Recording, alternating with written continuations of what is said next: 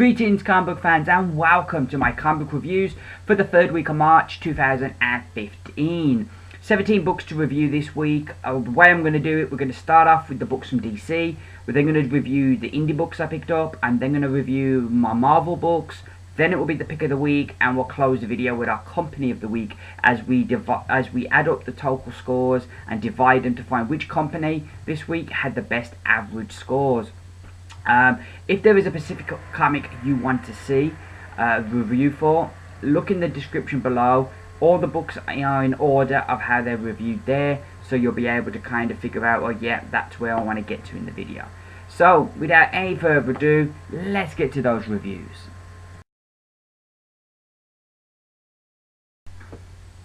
So first off, we're going to kick off with the DC comic reviews. 4 books from DC this week. First up, we have Batman Eternal, issue number 50.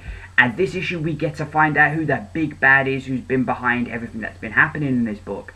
I kind of have mixed feelings on the reveal. On the one hand, I'm really happy that it's not somebody we would have expected, not somebody who's a big villain. And so that it seems like they're attempting to elevate someone, which I'm always in favour of.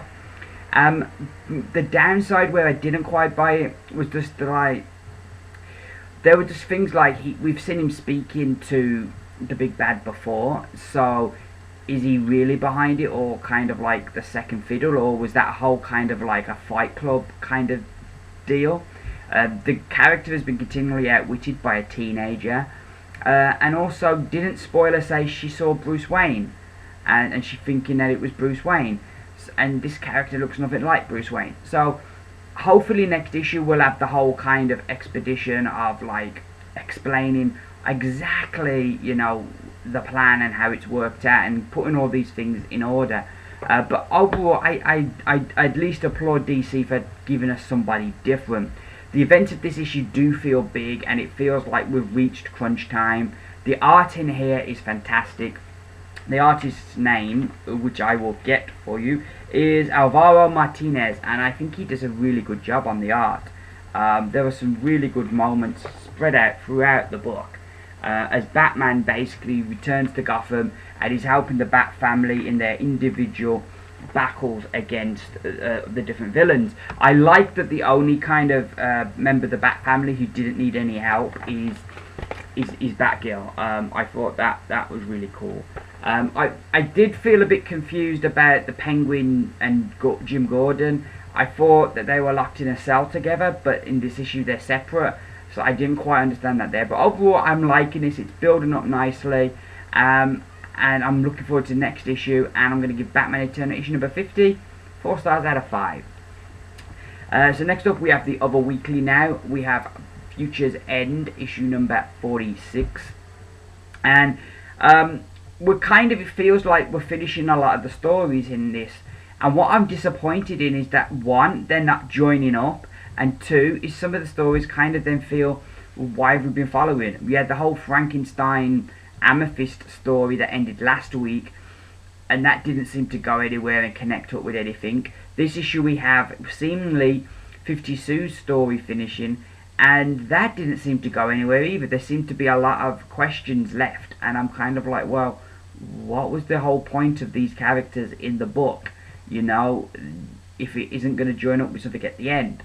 It does at least look like Firestorm's story is going to join up with the Brother Eye stuff, but yeah, we'll see. I felt the best stuff in this issue was the Brother Eye stuff, all engaged in that. I feel that's really, that's feeling big, and I'm really enjoying those moments. We have another sad death in this issue, which is kind of telegraphed with the cover, which I liked. I do have a concern that this book's going to finish with like time travel and oh no, none of it happened, which I'll be a bit pissed off about, because I hate that. I think that's lazy writing. That's my personal opinion.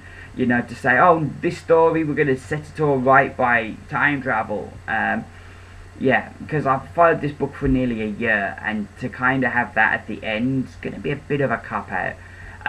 But this issue itself I enjoyed in the main, and I'd give Future's End issue 46 4 stars out of 5. We then have the Teen Titans issue number 8. I got the variant cover. I love the fact that DC do these variant covers and they do a theme each month that kind of link the covers, I like that. I think that's really cool. Anywho, this issue was a strange issue in that it never really advanced the story any, and you could easily skip this one and not lose anything. It wasn't a bad issue, it just wasn't a good issue. It was that kind of in the middle, it was just there. We see the Titans dealing with their newfound fame, which was interesting. Rolkeford's art's really good. Some of the stuff he does with Beast Boy in here is really great, and he's really... I felt with his style, I felt he never really fit Red Hood and the Outlaws, because I felt that book should be a bit grittier and a bit darker. With this book, I feel his art style fits it, and so I'm really liking his art on this book. I still don't understand why they trust Manchester Black. Okay, yeah, he's distracting them with all this celebrity stuff, but even so, the dude is shady as hell, and I just don't get why at least Red Robin isn't questioning, this dude's shady, why are we moving in with him? I did like, oh god, I've lost my place now, yeah. So yeah, I don't understand why they're trusting him. Like I said, I did like the art, but nothing in this really advances the story at all. So I'd kind of say this is an issue you could skip, and it's a kind of middle of the road issue. So I'm going to give Teen Titans issue number 8 3 stars out of 5. And our final DC book of the week is Batgirl Endgame issue number 1. I dropped the main Batgirl book because I'm middle-aged and cranky, and I just felt that the book felt like it was meant for a different age group than what I am currently. However, this book's kind of really made me rethink it. The lady in my comic book shop, she encouraged me to pick it up, that it was good.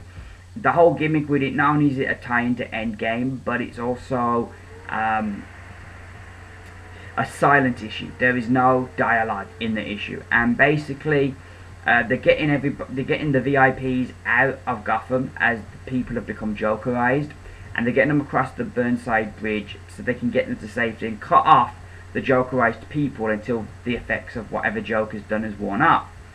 And Batgirl's kind of overseeing this and helping, and this little girl, Tiffany Fox, the daughter of Lucius Fox, she gets trapped in Gotham. She gets cut off, and so Batgirl has to rescue her, and that's basically the gist of the issue.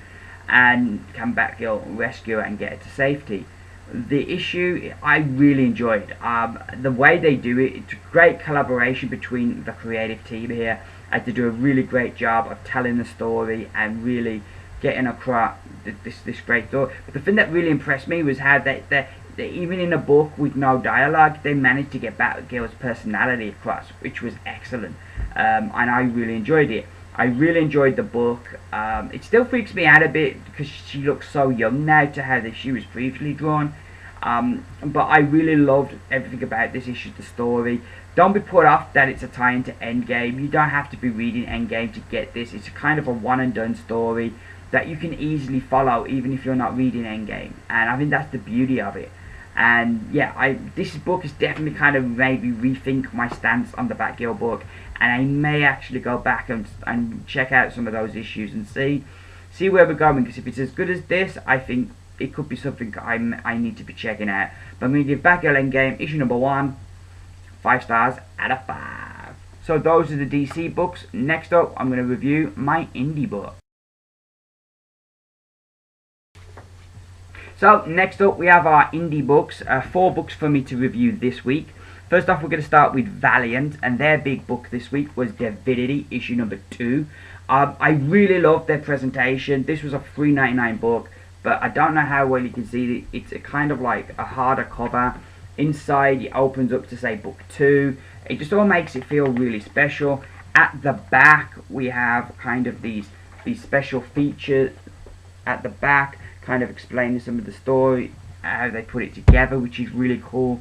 And yeah, it just makes it feel special before you've even started to read it. If you missed issue 1, don't be put off. They have a really cool recap page that recaps the first issue. I read the first issue and I understood the issue better after reading the recap page, because kind of the second half of that issue was a bit, whoa, what's happening here? But this made me just really everything click in my mind. This is the book that I do feel a bit of a disconnect. I like it, I don't love it, and I've seen a lot of reviews and people are really loving it and what they're doing here, and I do applaud Valiant giving a tonally a different kind of book. I just not quite clicking with it yet. Maybe when we've got it collected together it will work better for me, but right now I'm liking it, not loving it. I like Abraham, the character, he's very interesting, and I like Abraham and what his whole story and the mystery of what's happened to him, so I'm liking that. We get Unity sent in to deal with him this issue. Some might say it's a bit soon, but that's Valiant. You know, their books, generally their books and their story arcs are 4 issues long. So there's no filler, there's no stretching things out. We're straight through to stuff. There's the advantages in that the books are better paced, and there's never a wasted moment or a wasted panel. The downside is sometimes you'll get things you might have liked to explore for longer, but that doesn't really happen very often. Most of the time the stories just work really well in the way that they're done. This was another good issue. I enjoyed this, and I like there was even amongst Unity there was a tension of should we be doing this. This guy hasn't done anything wrong yet. No, we need to take him down. So I like that there wasn't even agreement within the group as they're going to kind of deal with Abraham. I'm enjoying this. Like I say, I like it but don't love it. But another good issue, definitely worth trying out if you want something a bit different. And I give Divinity issue number 2 4 stars out of 5. So next up we have Ivar Timewalker issue number 3. This was really good. Eternal Warrior makes an appearance in this issue, and Gilad is fast becoming my favourite Valiant character. He is really cool. Really liking him, and his perspective on humanity, being that he's immortal, is so interesting. The reason why he's here is really cool as well. I don't know if like's the right word, but I found his kind of opinion on Adolf Hitler very interesting, and it kind of plays into this kind of theory in the book of people kind of doing bad things and blaming them on other people, and that's really interesting, particularly with the development our main character Neela goes on throughout the book. We still don't know about Ivar. Can we trust him, or is he a bit shady? And that even comes into the story as we go on. This was really good, really well drawn, really well written.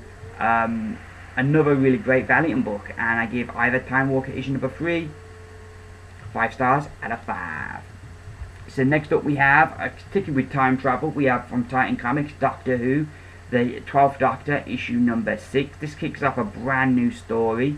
The story had a very much Russell T Davies era, Sarah Jane Adventures kind of feel. Particularly how it's all set up had a feel of that time, and maybe, you know, enough times passed now, because Doctor Who's been back for 10 years, and enough times passed since we had that era that people might be getting nostalgic for it. So it might be a good idea to have a story that tonally fits with that. However, I felt the writing of the Doctor and Clara in here was superb. They felt genuinely like the characters in the TV show. Some of the dialogue was excellent. The art here, these are the villains in the book, the monsters, the Fractures. They seem an interesting group.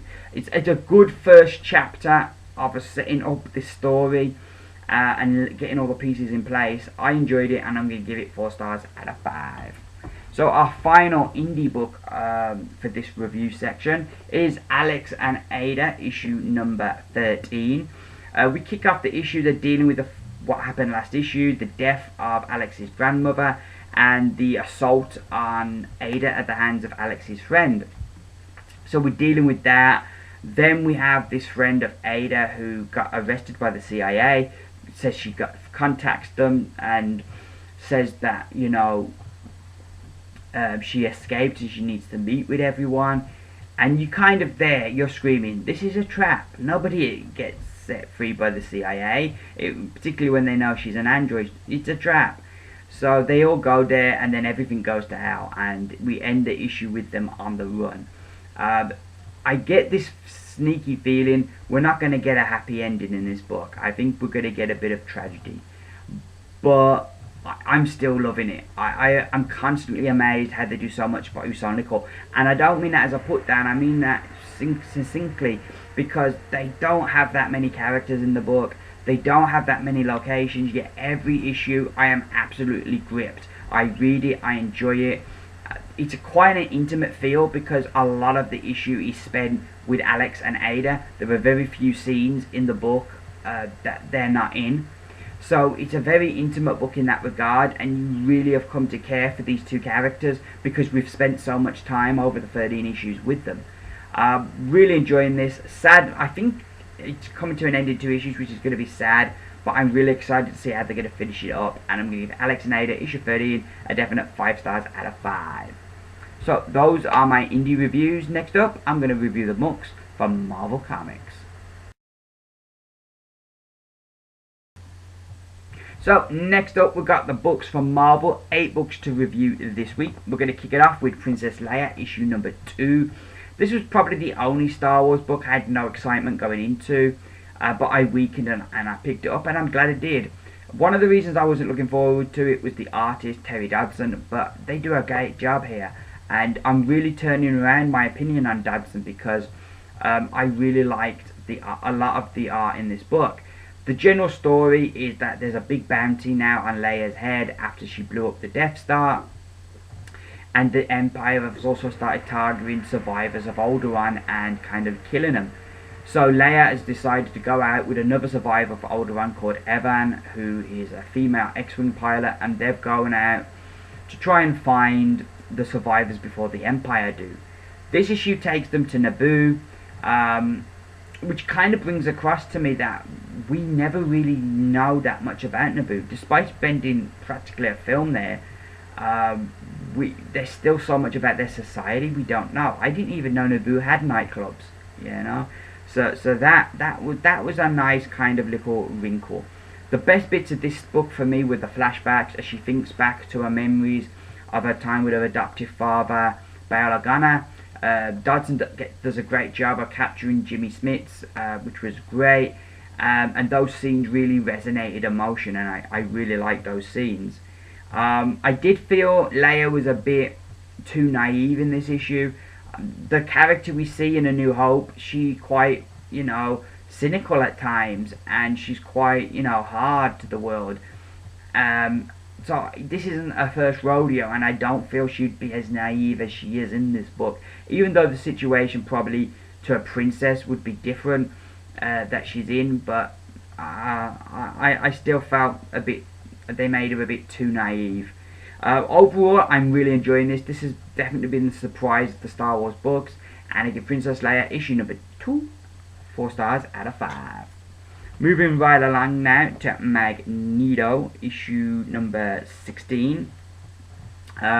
This issue, we move in a different direction with the story, where previously this book had kind of been Magneto, the mutant avenger, going out and avenging crimes that have been done against mutants.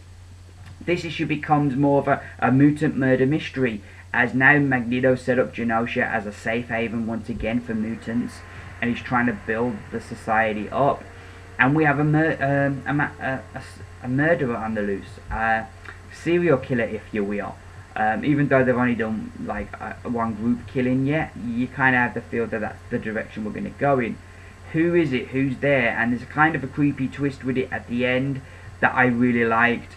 Magneto's relationship with Briar changes this issue, and I thought that was an interesting direction to go, as I still don't completely know if I trust that girl. We then have, for me, the confusing element of the book was the flashbacks. In previous issues, Colin Bunn has done a great job with the flashbacks, as he's really made them enhance the main story. This issue, it didn't quite connect for me, and I didn't quite understand how it all tied in. But all in all, though, I'm still really enjoying this book. The art as well for this was magnificent, and I'm going to give Magneto issue 16 4 stars out of 5. So moving right along now to Hulk issue number 13. Jerry Duggan has just done a great job on this book, and I really love the direction and the focus he's given the story, and that is really cool. Bagley's art as well has just improved as this book's gone on, because I wasn't that impressed with it at the beginning, but it's really improved. Like you see there, he does a really great old Steve Rogers there in the book. But yeah, art wise, I really feel that Bagley's art has really come on so much in as this book's gone on, and I'm really enjoying it. I love, like I said, I love the direction of the book. We have Hulk this time, or Doc Green, recognizing he's made mistakes and that he needs to put things right. We still have the AI, which they have a name for it. Oh, Project Omega, the rogue AI, still out there trying to execute Doc Green's plan. We have Doc Green himself trying to execute that plan and having regrets that he may not have gone about this the right way, but determined to finish things. We have Steve Rogers using Deadpool to spy on the Hulk and kind of keep an eye on him and see what's going on. We have Deadpool then kind of, you know, working for the Hulk as well. All in all, I'm really liking everything that's happening in this book. Really interesting direction, and I'm going to give Hulk issue number 13 5 stars out of 5. Next up, we have All New Captain America, issue number 5. And this was good. Last issue looked pretty grim. We had Hydra with this crazy plan. Looked like they might actually pull it off. Super cool way that Cap deals with that. I like that Remender kind of throws in there these self-doubts that Sam has as Captain America to kind of illustrate viewpoints that people expressed when it was announced. So I think that's really quite clever. The art here from Stuart Immonen, it was a great week for art because again, this is another book with another set of great art that I really enjoyed. We have a shock return of a character, we have a shock death. Just as you think the Batgirls have won, there's another turn that Hydra have a contingency plan. I felt some of the pacing when we switched from one Batgirl to the other slightly hurt the book, but all in all, this book's just full of great crazy fun. Really enjoying it and where they're going, and I'm really looking forward to seeing how things finish up in the next issue. And I'm hoping that the death we see at the end, that there's going to be a twist with that as well, because that would be really sad. But yeah, this is really good stuff, and I give All New Captain America issue number 5 4 stars out of 5. Next up, we have Punisher issue number 16. Oh dear, oh dear, oh dear. I've kind of been up and down with this book. Liked it, not liked it, liked it, not liked it. Gone backwards and forwards, but I think this is the issue where I tap out. Even like the kind of thing at the end where Punisher's going to backle a superhero next issue, even that I don't think is enough to bring me back. Starting with the positive, really like the art. Again, it's a great week for the art, and Gerard's does superb. The Punisher art in the book, great. Story-wise, I'm not liking it. I think the story makes Punisher look really weak. I think this is a story that might have worked really well in the Max universe. It could have been an interesting story, but in this universe where we've got superheroes, why aren't none of the superheroes going to Los Angeles and helping them out? There are so many based in California now. None of them can kind of go in and deal with what's going on there. Also, the way that it's too big for Punisher to deal with. Doesn't matter where the criminal is on the scale, whether they're a politician or whether they're a drug dealer in the streets. Punisher's gonna punish, you know, and I'm like, for him to kind of be, I don't know what to do here, this is too big for me, I didn't like. Also, it keeps kind of being moved away from the main story, so we could have these other bits, and I'm like, nah. I think the plot is very convoluted. I just was not enjoying this, but I did like the art. So I'm going to give this issue, I'm going to give it once again 2 stars out of 5. Maybe a bit harsh, but this is just not for me. I'm not enjoying it, and this will be the last issue of Punisher I pick up. We have Black Widow issue number 16, written by Nathan Edmondson, who also writes Punisher, and this is completely night and day. This was fantastic. Last issue, Natasha at last come face to face with the Prophet who runs Chaos, this organisation she's been after since issue 1.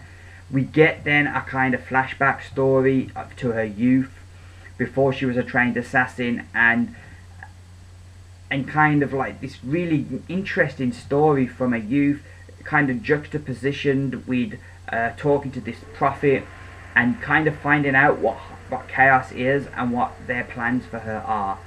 I really liked it. Then it all kind of joins up at the end, and I really liked it. It was great. The art is just gorgeous. Phil Noto is just doing some fantastic art in the book, and how it's so uniquely coloured as well is just gives the book a totally different vibe. I really enjoyed this. This was just a great slice of Black Widow.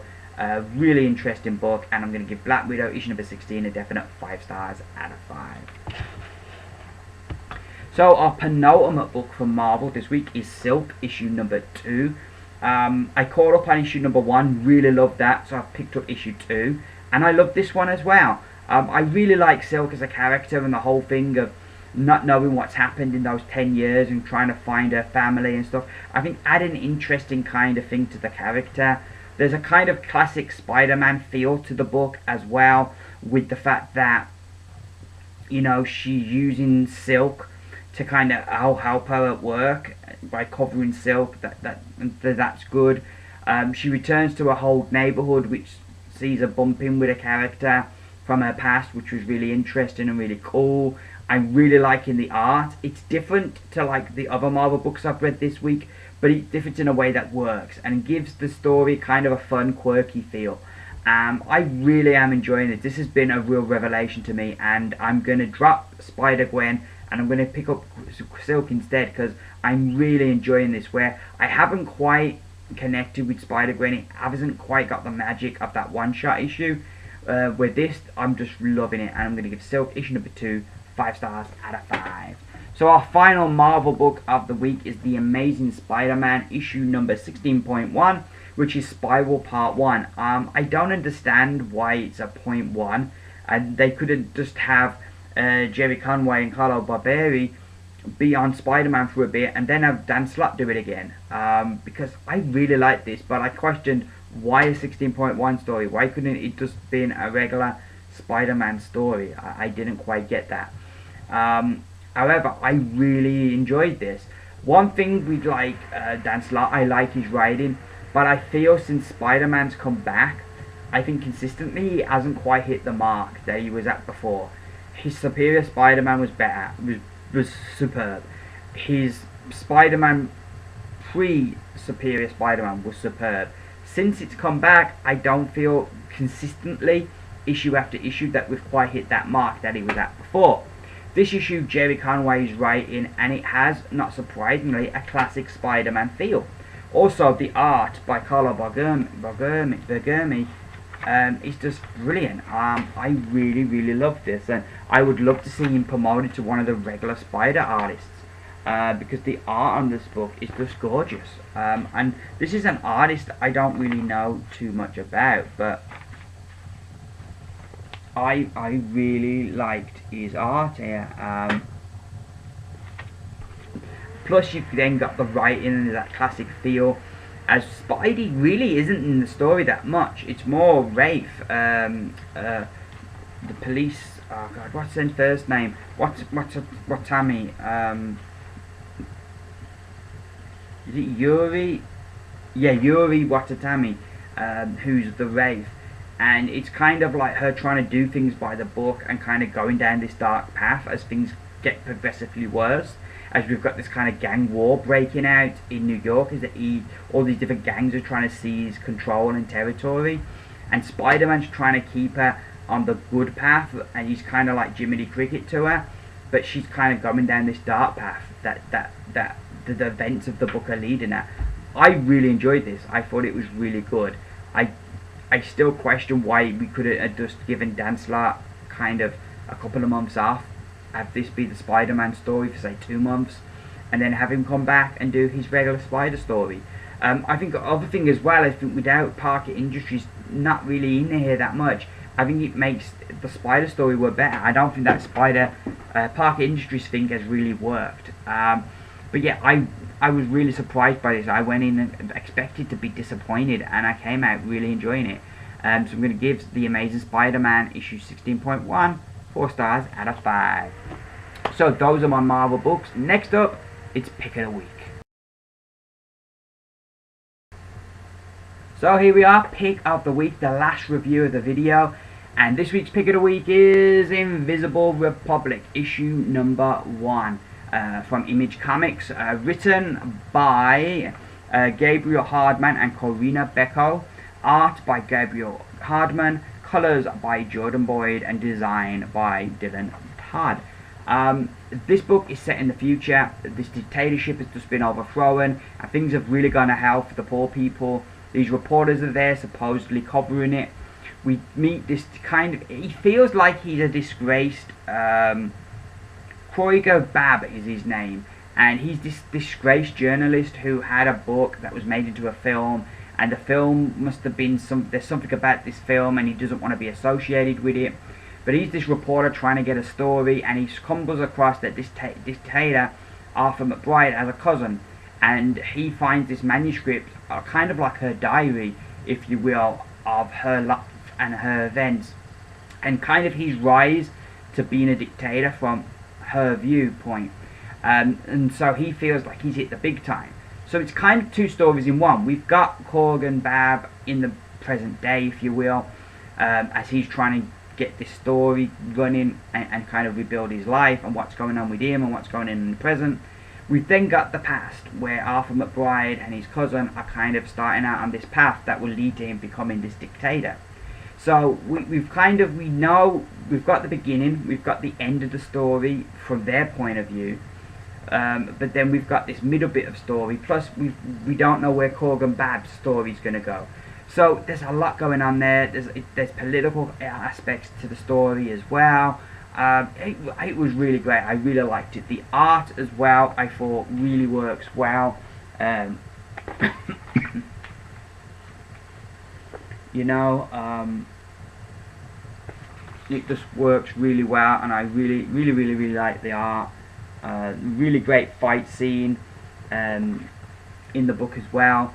And it was just fantastic, gripping from beginning to end. So many questions coming out of it. What happened to the cousin? Could she be locked away somewhere still, or was she killed? How did they overthrow him? What's up with the movie? Why doesn't he want to be associated when he read the book? There's so many questions coming out of this issue that you kind of like, it really whets your appetite, and I think this is going to be a really great series, and I'm really looking forward to it. I definitely be adding this to my pull list, and I make Invisible Republic my pick of the week. So that's my pick of the week. Next up, let's find out who's the company of the week. So here we are for the final part of the video, and we're going to find out now who the company of the week is. It was a bit surprising to me. I didn't expect it quite to be this big a margin.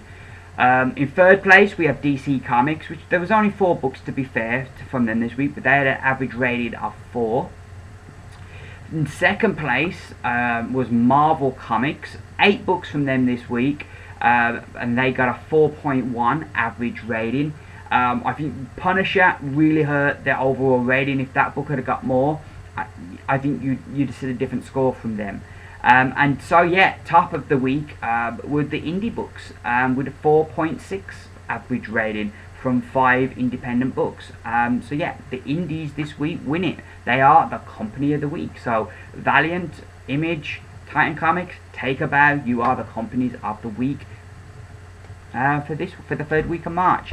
I will be back on Wednesday with another haul video, and then probably sometime this time next week I'll be back with a review video. It's a massive haul this week. I think I've got 23 books to pick up, which is going to be a bit of a monster, so I probably want to finish them until like Monday, Tuesday, so it might even be a late video depending how quick I get through my books.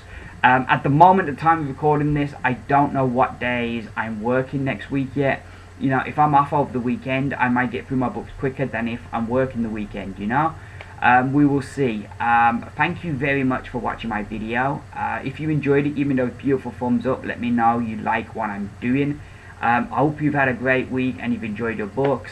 If you agree or disagree with anything I said, please feel free to leave a comment below, and I'll endeavour to answer the comment or reply to it as quickly as possible.